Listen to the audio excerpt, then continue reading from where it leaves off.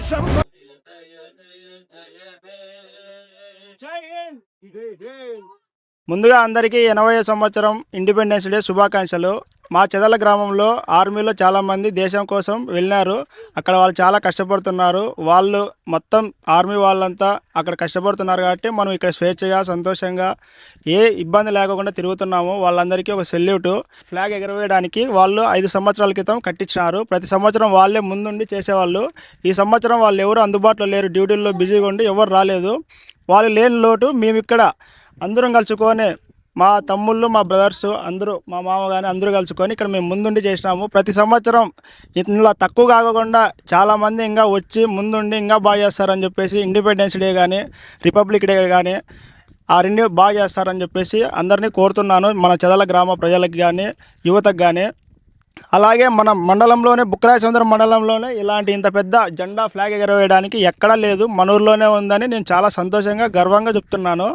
మీరు ప్రతి ఒక్కరూ ఎవరైనా కానీ ప్రతిసారి ఇండిపెండెన్స్ డే రిపబ్లిక్ డే రోజు అందరూ వచ్చి బాగా చేసుకుందాం. ఇది మన పండగ, మన దేశంది కాబట్టి భక్తితో సంతోషంగా చేసుకుందాం.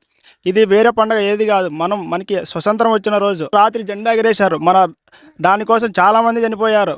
అందుకని చెప్పేసి ఇది మనం బాగా చేసుకోవాలి, ప్రతి సంవత్సరం చేసుకోవాలన్నమాట. ముఖ్యంగా ఇది ఇక్కడ కట్టించారంటే మా ఊర్లో ఉన్న ఆర్మీ వాళ్ళకి పేరు పేరున నా ధన్యవాదాలు. చాలా సంతోషంగా ఉంది. ఇంత పెద్దది మన మండలంలోనే ఎక్కలేదు, చెదల గ్రామంలోనే ఉంది.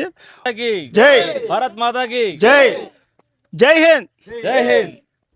ముఖ్యంగా ఈ జెండా ఆవిష్కరణ జరగడానికి ఆర్మీ వాళ్ళందరూ తోడుంది. వాళ్ళందరికీ పేరు పేరున నా ధన్యవాదాలు. ఈరోజు మన గ్రామ పెద్దలకు, స్కూలు యూత్ పిల్లలకు, ఇంకా చిన్న పిల్లలకు నా కృతజ్ఞత తెలియజేసుకుంటున్నాను.